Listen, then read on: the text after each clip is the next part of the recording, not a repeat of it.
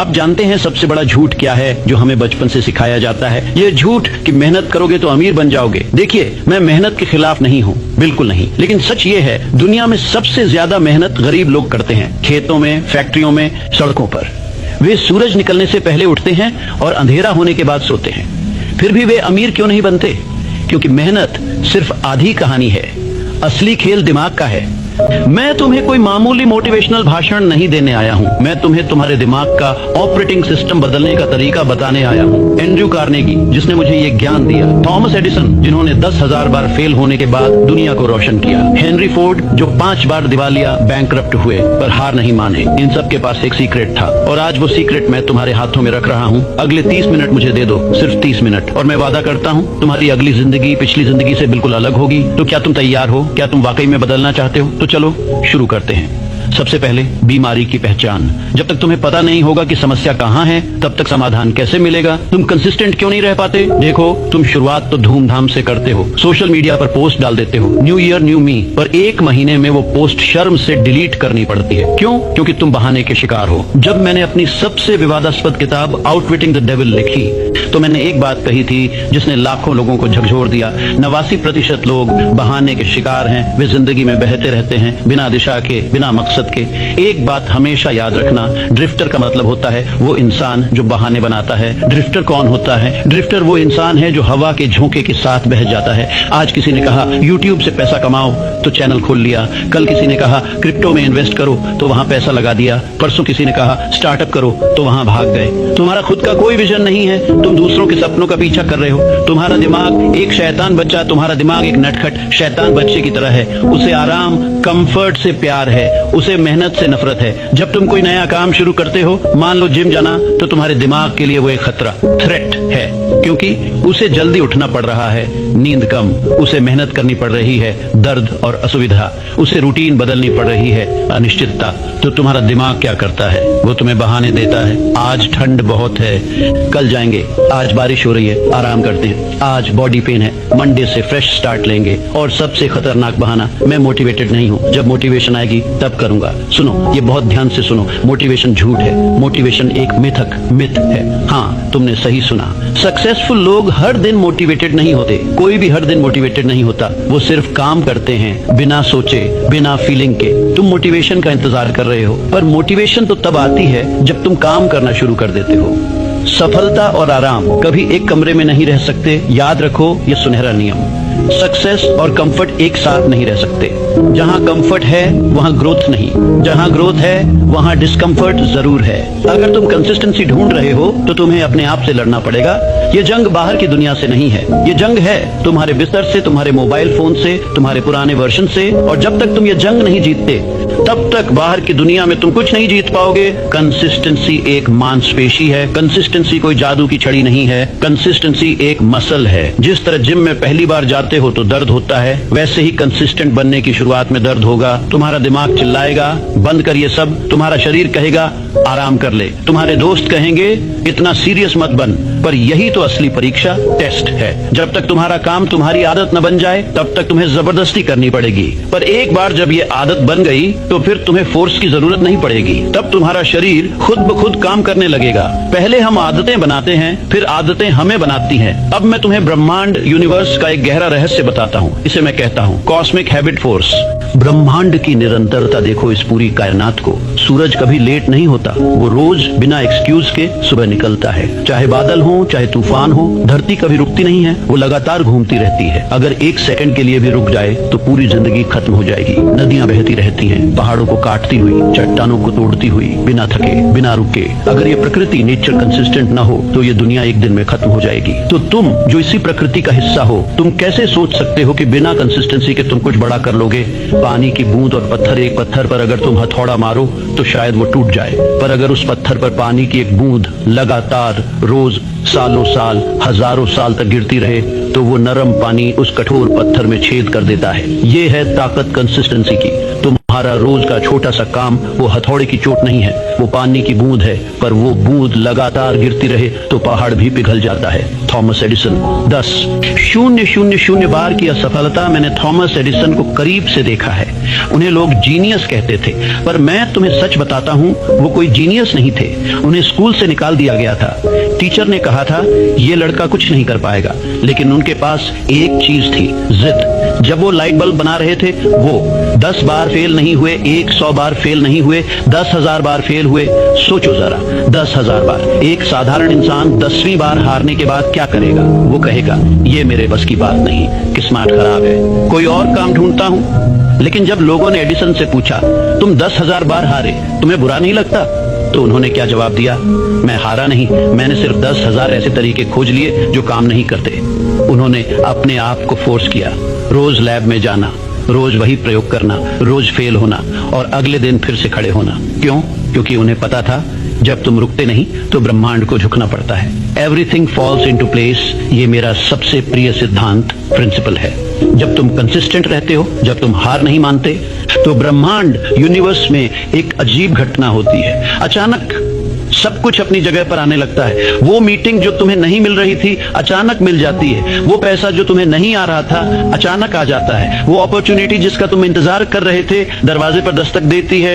लोग इसे लक, किस्मत कहते हैं, पर मैं इसे कहता हूँ एक्यूमुलेटेड एफर्ट, जमा की गई मेहनत। तुम्हारी रोज की छोटी छोटी मेहनत ब्याज की तरह जमा होती रहती है और एक दिन वो चक्रवृद्धि ब्याज कंपाउंड इंटरेस्ट बन जाती है। शुरू में लगता है कि कुछ नहीं हो रहा, तुम रोज वीडियो बना रहे हो, कोई व्यूज नहीं, तुम रोज पढ़ रहे हो, मार्क्स नहीं बढ़ रहे, तुम रोज बिजनेस में काम कर रहे हो, क्लाइंट्स नहीं मिल रहे, तुम्हें लगता है मेरी मेहनत बेकार जा रही है। गलत, तुम्हारी मेहनत बीज की तरह जमीन के नीचे छिपी है, वो जड़ें पकड़ रही है, तुम्हें दिख नहीं रहा पर वो बढ़ रही है और एक दिन अचानक वो जमीन फोड़कर बाहर आएगी, एक विशाल पेड़ बनकर। ब्रह्मांड तुम्हें परख रहा है, याद रखो, जब तुम्हें लगे कि कुछ नहीं हो रहा तभी सबसे ज्यादा हो रहा होता है। ब्रह्मांड तुम्हें परीक्षा दे रहा है, क्या तुम सच में चाहते हो या तुम सिर्फ बातें कर रहे हो?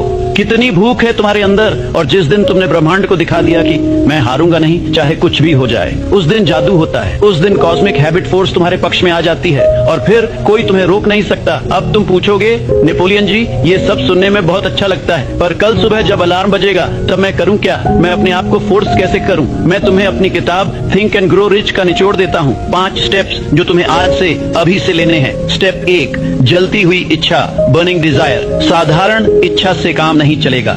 काश मैं अमीर होता, ये सब सोचते हैं। मैं बात कर रहा हूँ एक ऐसी आग की जो तुम्हें रात को सोने न दे, जो तुम्हारे सपनों में आए, जो तुम्हारी हर सांस में हो। तुम्हारा गोल क्या है उसे अभी इसी वक्त लिखो, लेकिन ध्यान रखो अस्पष्ट गोल मत लिखो। गलत, मुझे बहुत पैसा चाहिए।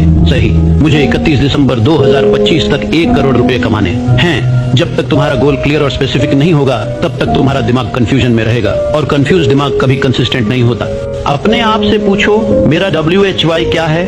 क्यों तुम्हें ये गोल चाहिए? अगर तुम हासिल नहीं कर पाए तो क्या खो जाएगा? अगर तुमने हासिल कर लिया तो तुम्हारी जिंदगी कैसी होगी? अगर तुम्हारा WHY मजबूत है, जैसे अपने माता पिता को गरीबी से निकालना, अपने बच्चों को अच्छी शिक्षा देना, दुनिया को साबित करना कि मैं भी कर सकता हूँ, तो वो WHY तुम्हें सुबह बिस्तर से लात मार के उठाएगा। स्टेप 2, तुरंत शुरू करो, इमीडिएट एक्शन। दूसरी सबसे बड़ी गलती, इंतजार करना। लोग कहते हैं पहले थोड़ा और सीख लूं, पहले सही इक्विपमेंट खरीद लूं, पहले सही समय आने दो।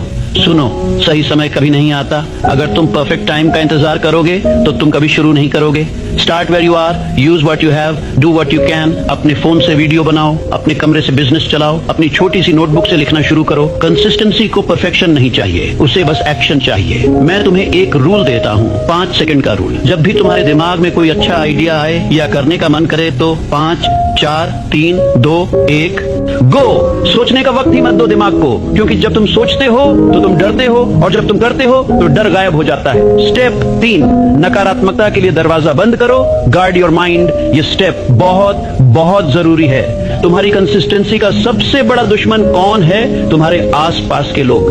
ये YouTube तुमसे नहीं होगा। बिजनेस, अरे नौकरी करो, सुरक्षित है। इतनी मेहनत क्यों कर रहे हो? चिल कर लो।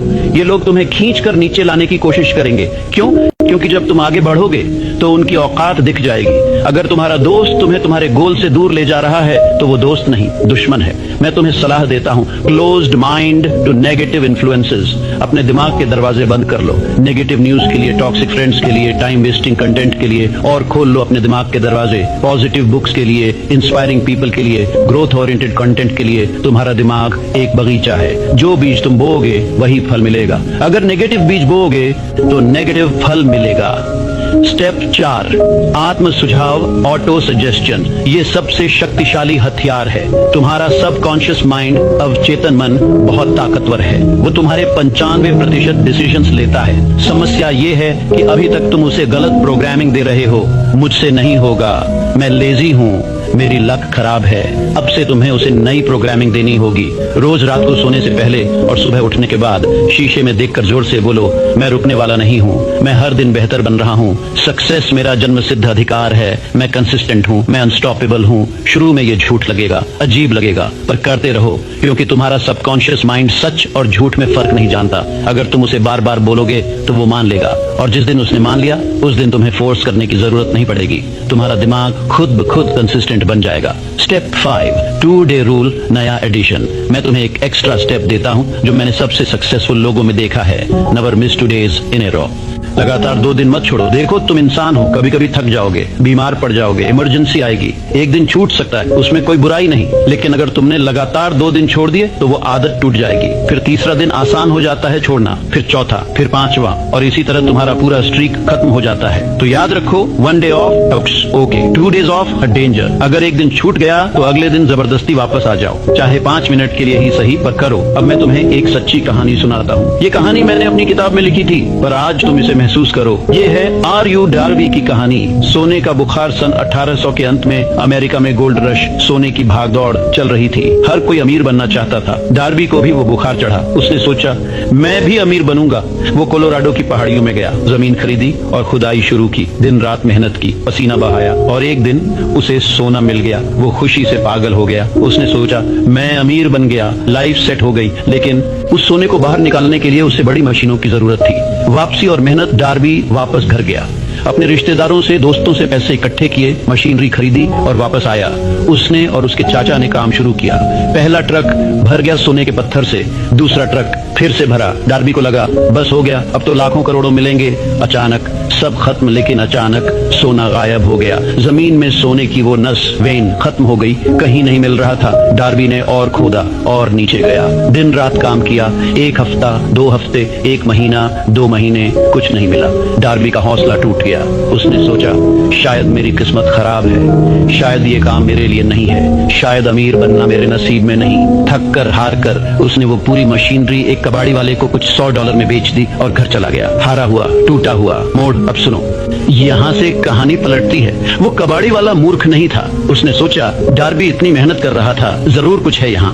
उसने एक माइनिंग इंजीनियर को बुलाया। इंजीनियर ने जमीन को परखा, कैलकुलेशंस किए और कहा, डार्बी फेल इसलिए हुआ क्योंकि उसे जियोलॉजी की समझ नहीं थी। जब जमीन के अंदर फॉल्ट लाइंस होती हैं तो सोने की नस थोड़ा तिरछी हो जाती है। सोना खत्म नहीं हुआ है। सोना यहाँ से बस 3 फीट दूर है। सिर्फ 3 फीट कबाड़ी वाले ने खोदा सही दिशा में, सिर्फ 3 फीट, और करोड़ों रुपयों का सोना मिल गया। सबक, डार्बी ने कंसिस्टेंसी तोड़ दी जब वो सबसे करीब था। बस 3 फीट, बस थोड़ी सी और मेहनत, बस थोड़ा सा और धैर्य, पर वो हार मान गया। जिंदगी भी यही करती है तुम्हारे साथ। जब तुम सक्सेस के सबसे करीब होते हो तभी सबसे बड़ी मुश्किल आती है। तुम्हारे व्यूज नहीं आ रहे, बस एक वीडियो वायरल होने वाली है।